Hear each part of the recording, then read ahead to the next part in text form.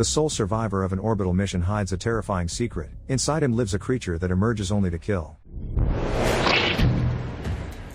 USSR, 1983. The Soviet spacecraft Orbiter 4 triumphantly returns to Earth. Cosmonauts Veshikov and Overchenko, hailed as heroes, dream of getting back to their normal lives. But as they complete their journey, an emergency unfolds, cutting off their communication with mission control. At the same time, they notice something clinging to their ship, an alien life form. The next evening, Orbiter 4 crash lands in the Kazakh steppes. A witness approaches the wreckage and finds a bloodied pilot with a shattered head, and his crewmate, undergoing something horrifying. Days later, in Moscow, a disciplinary hearing is held to determine the fate of neurophysiologist Tatiana. Known for her unconventional and experimental methods, she nearly killed a teenager during a procedure. The committee debates whether to fire her or turn the case over to prosecutors, but Tatiana refuses to admit fault. Soon, she is approached by KGB Colonel Semiradov, who offers her a deal. He informs her that the Orbiter 4 cosmonauts have returned, but their signal was lost 24 hours before landing. An accident is suspected, yet the sole survivor, Veshikov, has amnesia. Semiradov promises to make her legal troubles disappear if she agrees to cooperate. Tatiana accepts and is taken to a top-secret military base. Upon arrival, she is briefed on the situation and her role. Shortly after, she observes the lead doctor, Rigel, attempting to hypnotize Veshikov, but the cosmonaut proves resistant. Determined to assess him herself, Tatiana conducts subtle, unnoticed experiments. She concludes that Veshikov isn't insane, but he shows signs of severe anxiety and sensory impairment, demonstrated when he holds a scalding cup without reacting to the heat. Given the prison-like conditions of the base, she considers this a normal response and decides to return to Moscow. Semiradov agrees but asks her to stay overnight, citing a lack of available transport. That evening, Tatiana showers and takes a sedative but remains restless. Unable to sleep, she goes for a late-night run around the base. Suddenly, she encounters a prisoner who blocks her path with aggressive behavior, terrifying her. Another inmate intervenes, urging her to return to her room before something happens to her. Once back in her quarters, she receives an unexpected visit from Semiradov, who invites her to a midnight observation of Veshikov. Before they begin, he asks when she last ate, knowing full well that what she's about to witness might make her sick. Colonel keeps a close eye on the time and orders the complete isolation of Veshikov. To ensure this, security seals off his location with reinforced glass, and the door is locked with heavy steel bolts. Tatiana doesn't understand what's happening. Nighttime observation is drastically different from the daytime. The room is filled with fully armed soldiers, as if they're expecting something terrible to happen. Minutes later, she realizes their precautions are justified. Something strange begins to happen to the cosmonaut. His body jerks violently before he collapses to the floor. He starts vomiting. But that's not the worst part. Moments later, an alien organism emerges from his body, leaving Tatiana in shock. It turns out that during the day, Veshikov appears to be a normal, healthy man, but at night, he loses consciousness, allowing an unknown alien humanoid to crawl out of him. They share a symbiotic bond, completely dependent on each other. Fascinated by this bizarre phenomenon, Tatiana moves closer, trying to get a better look at the creature. The mysterious alien, with multiple sets of eyes, reacts aggressively to her presence. It slams against the reinforced glass, and she realizes that the barrier is likely the only thing keeping her alive. Shaken, she retreats, struggling to process what she just witnessed and what she should do next. Colonel Semiradov follows Tatiana, revealing more details about the symbiote. He explains that Veshikov is completely unaware of the alien inside him because it doesn't harm him. The colonel presents her with a choice. She can sign a non-disclosure agreement and return to Moscow, or she can stay and work on finding a way to separate the cosmonaut from his extraterrestrial passenger. He also mentions that the second cosmonaut died heroically but offers no details about how it happened. In the end, Tatiana agrees to continue her work, but she demands complete access to all documents and information regarding Veshikov's condition before their encounter. She learns that after his landing, he was placed in a rehabilitation clinic. That very night, the symbiote emerged for the first time and brutally killed a doctor. For security reasons, Veshikov was then transferred to a classified military base, but no method has been found to separate him from the creature. Tatiana is known for her innovative approach, and the colonel believes she may be able to achieve a breakthrough for the sake of scientific progress. Meanwhile, it becomes clear that the symbiote is keeping Veshikov alive. Without it, his health deteriorates rapidly. Likewise, the alien cannot survive without the cosmonaut, using his body as a living spacesuit, one that regenerates and possesses extraordinary physical abilities. Tatiana begins a thorough study of Veshikov and the organism living inside him. She reviews all available video recordings and takes detailed notes to help the astronaut. Seeking assistance, she approaches Dr. Regal, but he blatantly ignores her, convinced that she is after his position. Tatiana reassures him that she has no interest in competing for a potential Nobel Prize. Her only concern is understanding how the symbiote is being fed. Regal evasively responds that the alien eats whatever the astronaut eats, but Tatiana remains skeptical. At the same time, she decides to honor Veshikov's request to contact his mother and track down his son. who was placed in an orphanage. During their next meeting, Tatiana deliberately provokes Veshikov. She claims he is insane and murdered the second pilot, which is why he is locked up on a military base. She tells him he can never return to normal life or live among ordinary people because he is a threat to them. Pushing further, she calls him a terrible father for abandoning a child born just before his space mission, implying he did it to protect his career. She even mocks his hero of the Soviet Union title, dismissing space travel as nothing extraordinary or truly heroic. Her words infuriate Veshikov, triggering a surge of anger and aggression, but that is exactly what Tatiana wanted. She intends to analyze his hormonal response to stress to determine what the symbiote feeds on. Regal strongly opposes these methods, but Tatiana and the Colonel ignore his protests. Science and progress, they argue, demand sacrifices. Tatiana also insists that Veshikov be released from his guarded cell and placed in more humane conditions. She argues that during the day, he poses no threat and should be allowed to interact with staff outside of the glass barrier. This, she believes, will enable further observation and study. Semiradov agrees, convinced that Tatiana is the only one capable of achieving meaningful results. Veshikov is given a room where he finds an old television. Tinkering with the outdated device, he manages to watch the news. To his shock, the broadcast reports that the mission was officially deemed successful, with both pilots returning safely. The anchor announces that the astronauts are in a 3-week quarantine before resuming their normal lives. Suddenly, Veshikov feels a strange sense of disorientation as the full impact of his current reality begins to sink in.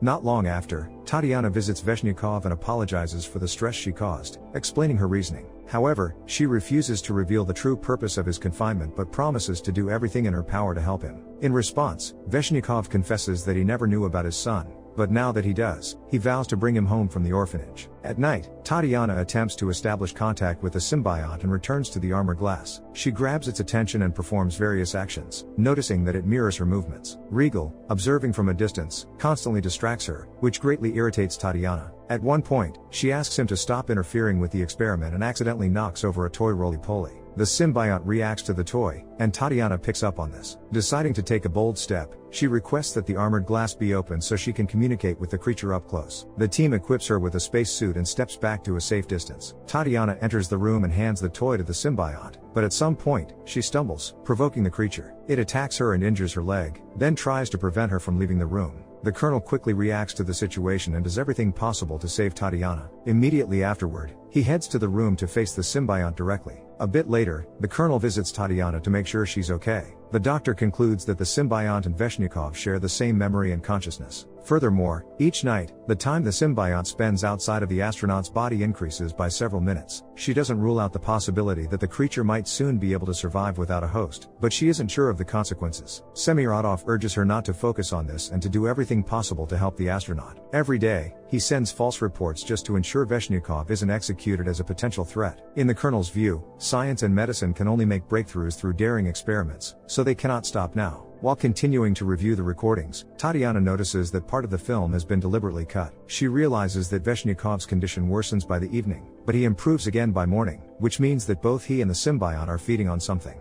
Regal tries to cover this up by blaming it on technical malfunctions and errors in the research, but Tatiana insists on being granted access to all the data and materials. Reluctantly, Regal agrees, understanding that only with her help can he win a Nobel Prize. He asks Tatiana to be ready for a nighttime excursion and promises to take her to the restricted zone. At night, Regal hides Tatiana in a car and then heads to the restricted perimeter. Leaving her with binoculars equipped with night vision, the doctor proceeds to the cage, where armed soldiers are gathering. Soon, they bring a prisoner out of the truck, tie him up, and throw him into the cage. A few minutes later, it becomes clear that, to sustain the alien's life, people are being fed to it. After sneaking into the cage and scaring the victim, the symbiote decapitates him, causing Tatiana to experience shock and nausea. Later, Regal informs her that they tried using mice, pigs, and other animals as food sources, but it didn't work. The symbiote feeds exclusively on humans, and it's likely because of the cortisol that the human brain produces under fear. Tatiana is shocked and condemns such a method of sustaining the symbiote, but she can't offer an alternative. The next morning, Tatiana arranges for Veshikov to be allowed a short jog around the building. Once alone, without cameras or listening devices, she decides to tell the astronaut the truth. She confesses that he is being held here because of the symbiote inside him,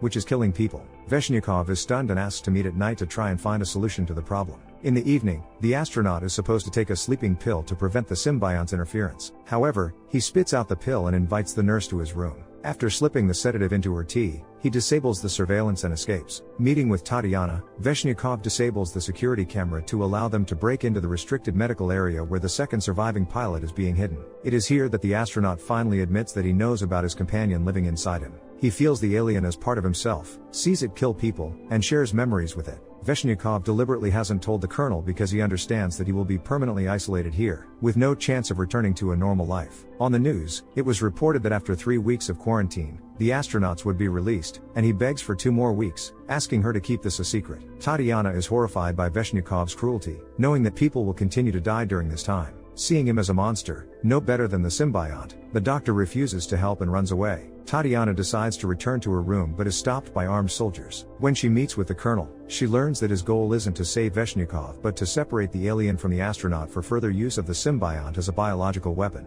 Tatiana condemns the colonel's methods, as they kill people to sustain the symbiote. Semiradov reveals that the food for the monster isn't just any humans, but death row prisoners who have committed horrific crimes and deserve such a fate. He admits that he shouldn't have hidden the truth, but he needs Tatiana, as only she can achieve the necessary results. Realizing that there are no more secrets between them, Tatiana and the colonel continue their collaboration. The next evening, they decide to observe the next feeding. During this event, the symbiote tries to intimidate the prisoner. Tatiana attempts to save the potential food and asks to be allowed into the cage with the alien. She feels no fear and sings Veshikov's favorite song, causing the symbiote not to attack her. It seems that she has managed to subdue the creature, but as soon as the prisoner tries to escape, the symbiote attacks and kills him brutally. Regal observes that the creature is adapting to life on Earth and has developed hearing. At the same time, it becomes clear that Veshikov and the symbiote are connected more deeply than originally thought. Semiradov proposes to start from scratch, promising Tatiana all the resources she needs. If anyone finds out about the experiments, the colonel will take full responsibility, so the doctor has no reason to fear the consequences. Tatiana agrees but realizes that their goals are different. She wants to save Veshikov, while the colonel's focus is on making the astronaut learn to control the symbiote and turn it into a weapon. Tatiana conducts a series of studies and discovers why the symbiote chose Veshikov over the other astronaut. It turns out that the pilot had a hormonal imbalance caused by an early stage of cancer, which blocked the production of cortisol. This observation leads to another crucial conclusion. The hormonal imbalance could be used to separate the host from his companion. Tatiana proposes a joint escape with Regal, as they are scientists, not criminals or murderers. Regal is hesitant, but ultimately agrees to help her with the plan. Tatiana attacks a soldier and injects him, putting him to sleep.